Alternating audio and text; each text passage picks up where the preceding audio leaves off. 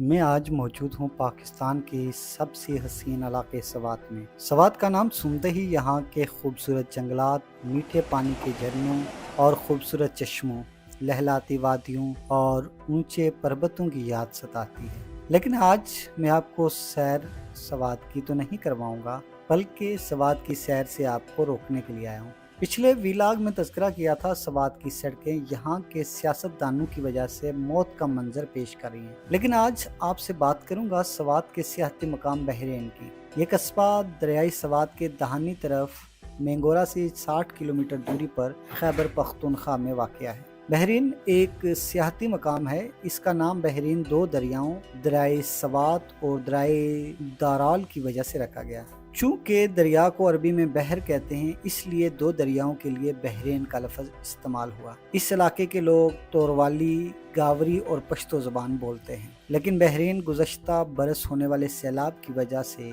यहाँ के होटल्स मौत का मंजर पेश कर रहे हैं। इस शहर में चारों जानब हू का आलम मौत का मंजर है। यहाँ खौफ की फ़िज़ा है। सैलाब में दरिया ने तमाम दरख्त, दुकानें और होटल्स को अपनी लपेट में ले लिया। दरिया उतरा तो कुछ होटल दरिया सवात की मुँह और लहरों में बह गए, बाकी में रेत के टीलों के टीले भर गए। अब भी होटल की दो मनाजिल रेत में धसी हुई हैं। दुकानों में आज भी पानी है। कुछ होटल्स तो दरिया के वस्त में मौजूद हैं और दास्ताने इबरत सुना रहे हैं। इन होटल्स की कहानी इंतहाई दर्दनाक है। सिर्फ दरिया के मनाज़र सियाहों को दिखाने के लिए दरिया के रास्ते में रुकावटें खड़ी कर दी गई। ये रुकावटें ही इनके करोड़ों रुपए दरिया बुर्द होने का सबब बनी। इन्हीं की वजह से दरिया के रुख बदलने पर इनकी तमाम जमा पूंजी करके आब हो गई। अब बचे हैं तो खंडरात, रेत और पत्थरों के ढेर। दरिया के शोर में मुझे जहाँ माहौलियाती तब्दीली के भयानक असरात सुनाई दिए, वहीं यहाँ के होटल मालकान के दिलों की बेतरतीब धड़कनों से भी वास्ता पड़ा। मैं तो वापस जा रहा हूँ,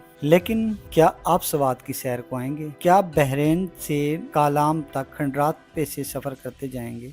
क्या दरियाई सवात के किनारे सेल्फियां उतारने के लिए आप आएंगे? क्या आप इस इबरतनाक मंजर को देखने के लिए आएंगे?